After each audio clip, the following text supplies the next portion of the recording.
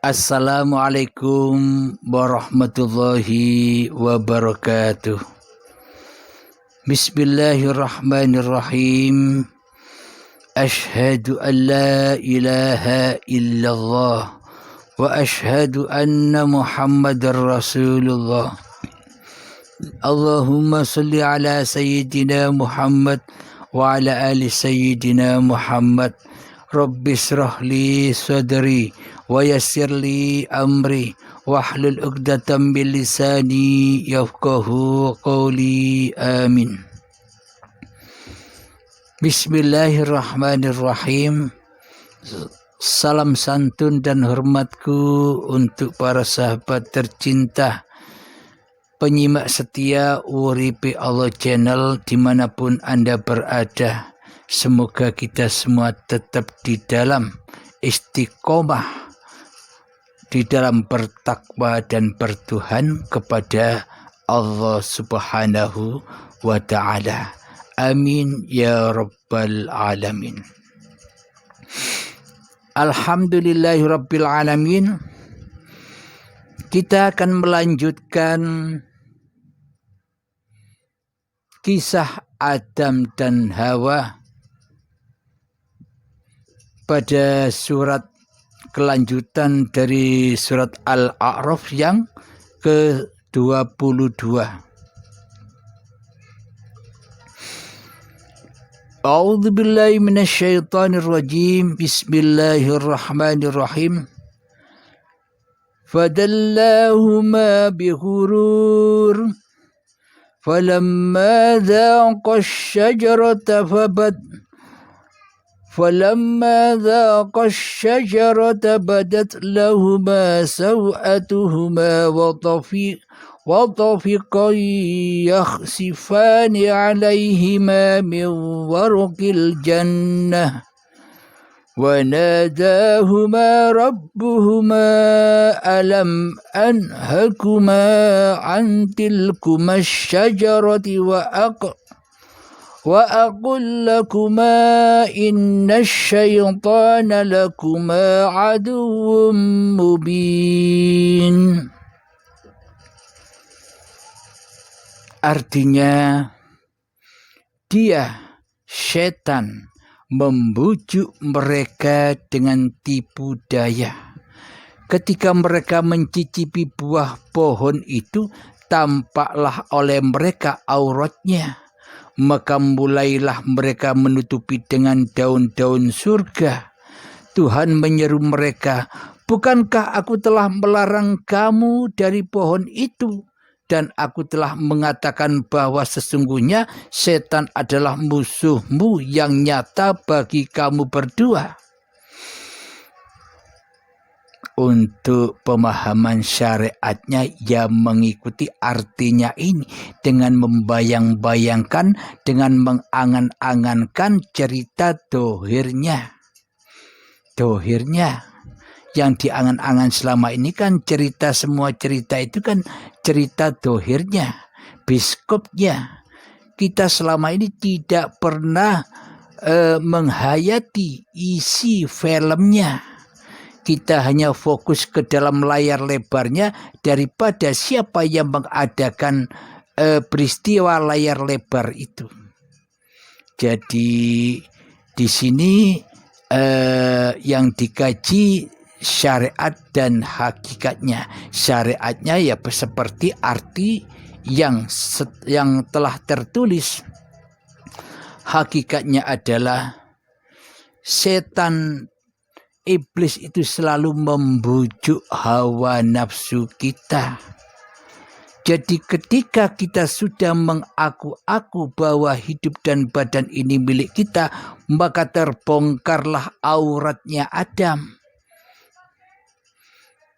Maka Adam menutupi dengan segala doa-doa kepada Tuhannya, menutupi dengan daun-daunan surga. Jadi menutupi kezaliman yang selama ini dilakukannya, yakni persekutuan yang dijalani kita selama ini, ditutupi dengan doa-doa. Karena Allah sudah menyeru kepada mereka, bukankah aku telah melarang kamu dari pohon itu, dan aku telah mengatakan bahwa sesungguhnya setan adalah musuhmu yang nyata bagimu. Sudahkah aku beritahu, bertakwalah kepadaku, berimanlah kepadaku, bertuhanlah hanya kepadaku, kata Allah. Tapi kenapa kok kamu merasa jadi Tuhan? Kenapa kamu kok merasa menjadi penguasa atas hidup dan badan ini? Karena sesungguhnya iblis dan setan itu adalah musuh-musuhmu yang nyata. Jadi siapakah sebenarnya iblis dan setan itu? Yang nyata di hati kita siapa? Kan diri kita sendiri selama ini. Ya, diri kita sendiri itulah hakikatnya iblis dan setan. Nyata bukan? Jadi setannya bukan angan-angan lagi, bukan goib lagi, tapi sudah nyata bagi mata hati mereka yang sudah diberi petunjuk oleh Allah Subhanahu wa Ta'ala. Bagi hati-hati yang ditunjuki oleh Allah Subhanahu wa Ta'ala. Tapi bagi orang-orang yang disesatkan oleh Allah Ta'ala, maka pasti akan menyalahkan babakan batiniah ini, karena mereka hanya memandang yang tohir-tohir saja. Karena manusia merasa diri manusianya lah yang menjadi Tuhan, karena manusia merasa dirinya lah yang bisa bercerita, yang bisa bergelar di dunia ini. Jadi tidak akan rela dan ridho bahwa bila mereka ditiadakan. Jadi hati kita sendiri yang bisa menilai kita ini ada di golongan kanan, jalan yang ditunjuki Allah, ataukah golongan kiri, jalan bagi orang yang disesatkan oleh Allah. Kita sudah tahu. Kita bisa membuktikan di dalam hati kita di mana kita berdiri, di golongan kanankah ataukah di golongan kiri. Bila kita masih berada di golongan kiri, lekas-lekaslah hijrah dari alam kegelapan, berhijrah kepada alam terang benderang, yakni alam ilahiyah, alam akhirat. Hijrah dari dunia ke akhirat, hijrah dari kemanusiaannya ke bertuhanan.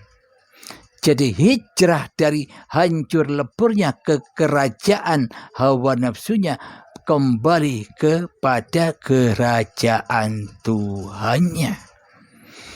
Inilah yang disebut dunia akhirat.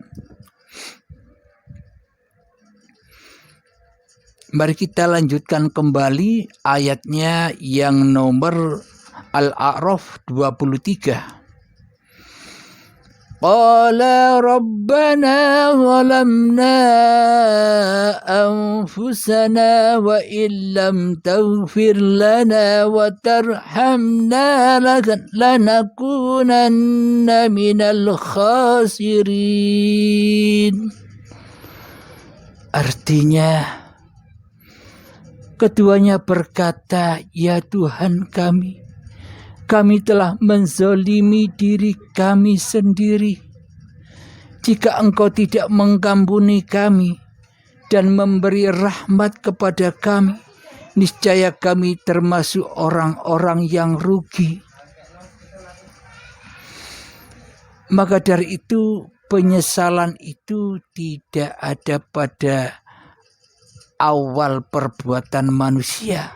Penyesalan itu pasti di akhir kejadian manusia itu sendiri. Jadi kapankah kita bisa menyadari ini? Kapankah kita bisa memohon maaf kepada Allah atas kedzaliman diri kita? Ketika mata hati kita terbuka.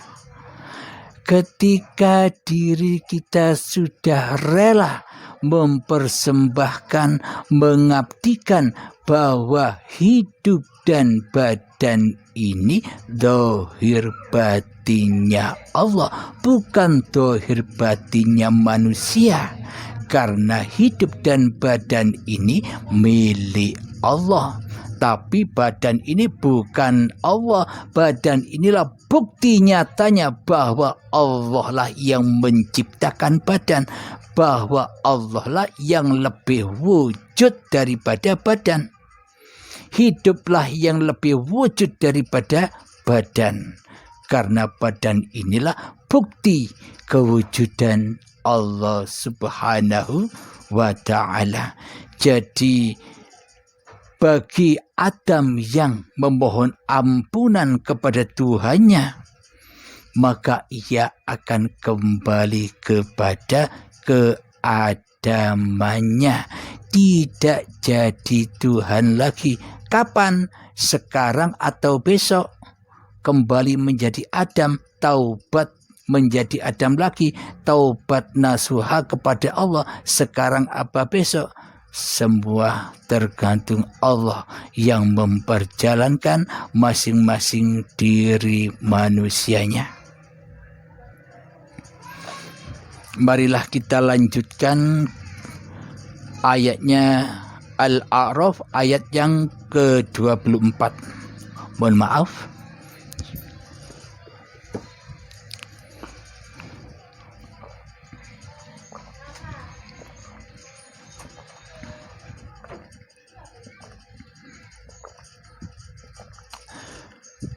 Alhamdulillah.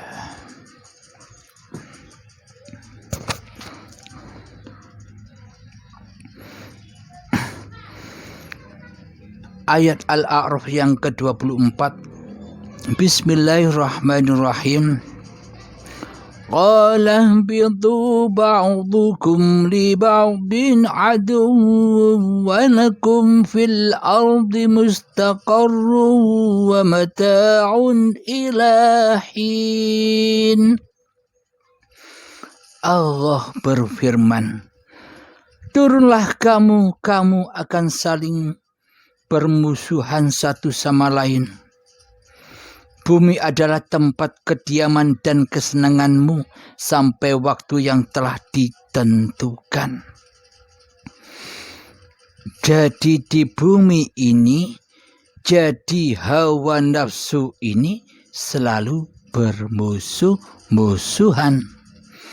Ketika di dalam hati kita masih penuh dengan pengakuan bahwa hidup dan badan ini milik kita, pasti kita mengira semua manusia ya sama seperti kita, yakni terpenuhi dengan hawa nafsu iblis dan setan.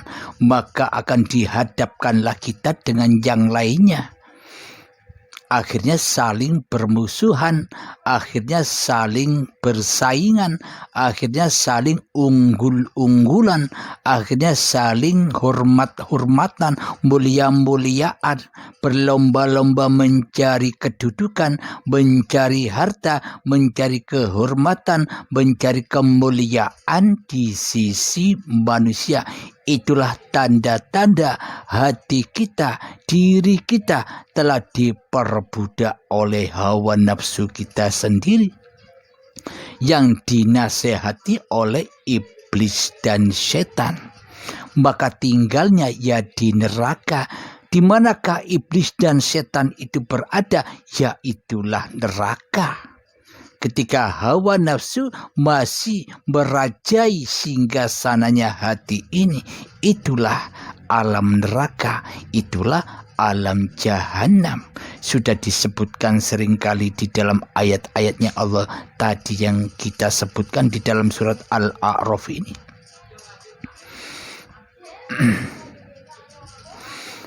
Kapan manusia tinggal di dalam neraka jahanam di bumi ini? Kapan manusia masih berkuasa atas singgasana hawa nafsunya? Sampai waktu yang ditentukan.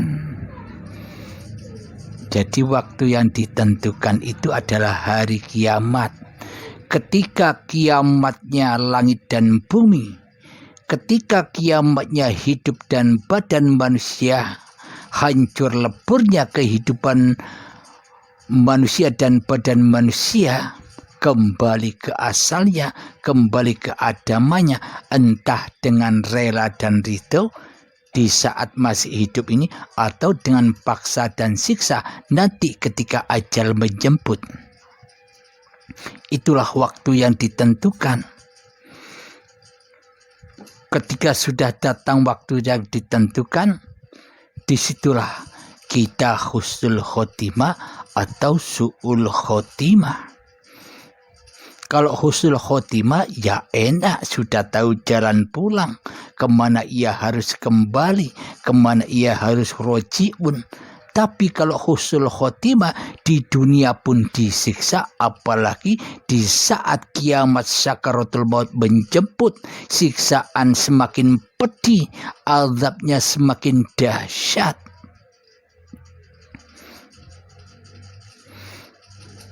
Karena saat di dunia ia tenggelam di dalam kenikmatan-kenikmatan, kecintaan-kecintaan hatinya terhadap dunia, hingga hatinya keras melebihi kerasnya batu.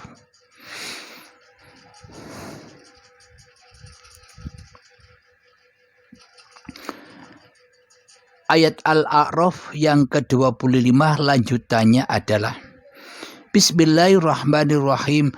Qala fiha tahyawna wa fiha tamutun wa fiha tamutuna wa minha tukhrajun. Coba perhatikan ayat ini. Allah berfirman, di sana kamu hidup, maksudnya ya di dunia ini, dan di sana kamu mati. Dan dari sana pula kamu akan dibangkitkan. Jadi hidup dan mati dan kebangkitan ya di dunia ini.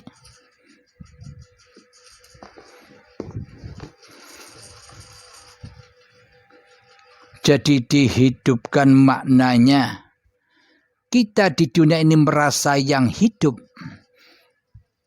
Dimatikan maknanya ketika diri kita dimatikan oleh Allah dan dibangkitkan. Maksudnya ya dibangkitkan itu apa? Bukan manusianya seperti kecamba yang dibangkitkan.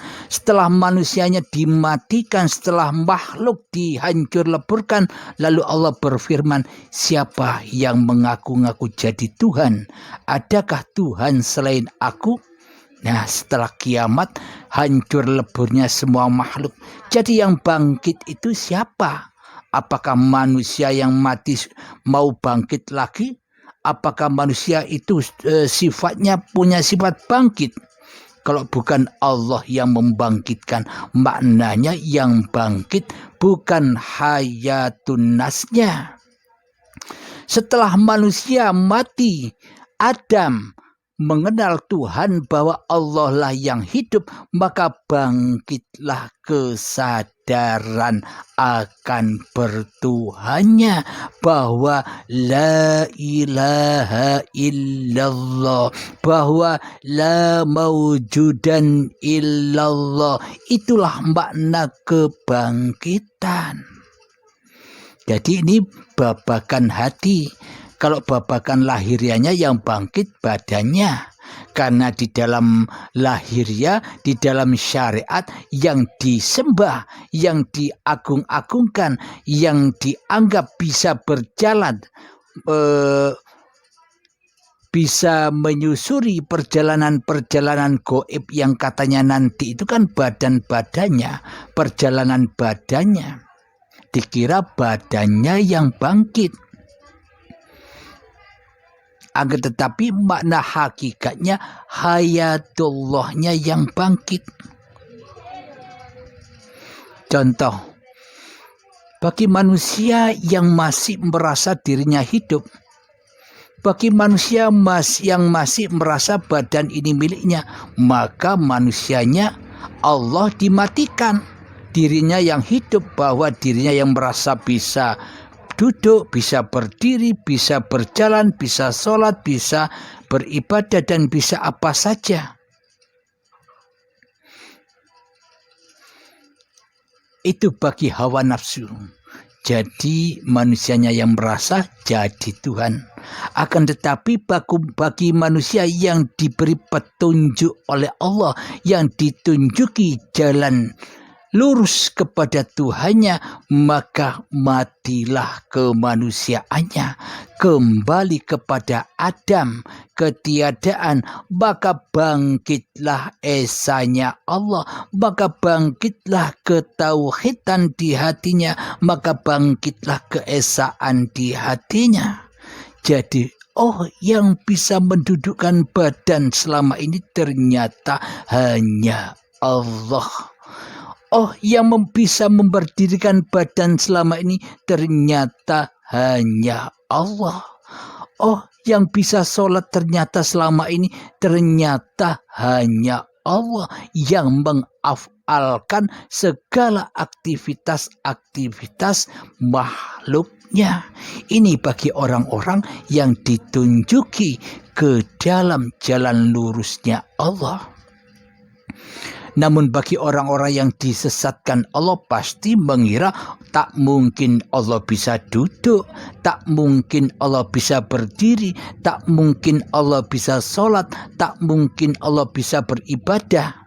Seolah-olah Allah itu tidak bisa apa-apa. Loh, bagaimana kok penguasa dan pencipta kok tidak bisa apa-apa? Di dalam hati orang yang disesatkan oleh Allah, hanya diri manusianya lah yang bisa apa-apa dan yang bisa bersiapa-siapa. Hawa nafsunya lah sebagai Tuhan yang bisa apa-apa dan yang bisa berapa-apa. Inilah jiwa-jiwa yang disesatkan. Inilah jiwa-jiwa golongan kiri. Jadi kita sekarang sudah tahu, sudah terbuka mata hati kita, sudah bisa menilai diri kita sendiri, kita ada di golongan kanan atau di golongan kiri. Nah, kita sendiri yang tahu jawabannya. Bila kita ada di golongan kanan, ya tetaplah di golongan kanan. Bila kita masih ada di dalam golongan kiri, segera berhijrah ke golongan kanan. Terserah hijrahnya sekarang atau nanti saat sakaratul maut. Semua tergantung Anda. Syariatnya kan bila manusianya tidak mengubah nasibnya, Allah tidak akan mengubah. Syariatnya begitu. Katanya kita bersyariat, ya ikuti syariat.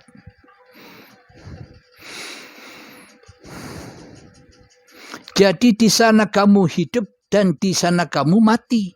Dan dari sana pula kamu akan dibangkitkan. Maksudnya bagi manusia yang sudah beriman, maka bangkitlah kesadaran kebertuhanannya kepada Allah. Ketika diri manusianya sudah kembali ke hakikat diri sejati manusianya yang Adam, yang tidak ada, yang gaib. Walladzina yu'minuna bil ghaibi, dan orang-orang yang berimanlah yang percaya kepada hal yang gaib. Maksudnya apa? Bukan Allah yang gaib. Maksudnya manusia percayalah bahwa diri manusia kita itu adalah gaib, Allah yang wujud. Sudah jelas hanya Allah yang wujud, kok Allah gaib. Ketika Allahnya yang gaib, pasti yang wujud manusianya. Berarti yang jadi Tuhan selama ini manusia, bukan Allah. Allah kita gaibkan selama ini. Akidah dan iman inilah yang terbalik selama ini. Yang mestinya jadi makhluk kok jadi kholik. Yang mestinya jadi kholik jadi makhluk. Dibolak-balik. Jadi manusia diutus percaya kepada hakikat diri sejati manusianya, yakni makhluk gaib, makhluk Adam. Ketika manusia sudah beriman atas kegoiban, atas keadaman manusianya, maka nyatalah wujudullah, maka nyatalah hayatullah, maka nyatalah kekuasaan Allah, maka nyatalah kehendak daya upaya Allah atas badan, atas hidup dan badan ini. Itulah yang dimaksud hari kebangkitan, ketika kita sudah menyadari bahwa Tuhan itu adalah Allah, bahwa hidup itu adalah Allah. Allahu la ilaha illa huwal hayyul qayyum. Allah, tiada Tuhan yang berhak disembah. Dialah hidup yang kekal, lagi terus-menerus mengurusi makhluk ciptaannya. Jadi hidup yang ada di seluruh alam semesta ini, itulah hayatullah, di dalam atau di luar dan di antara langit dan bumi ini.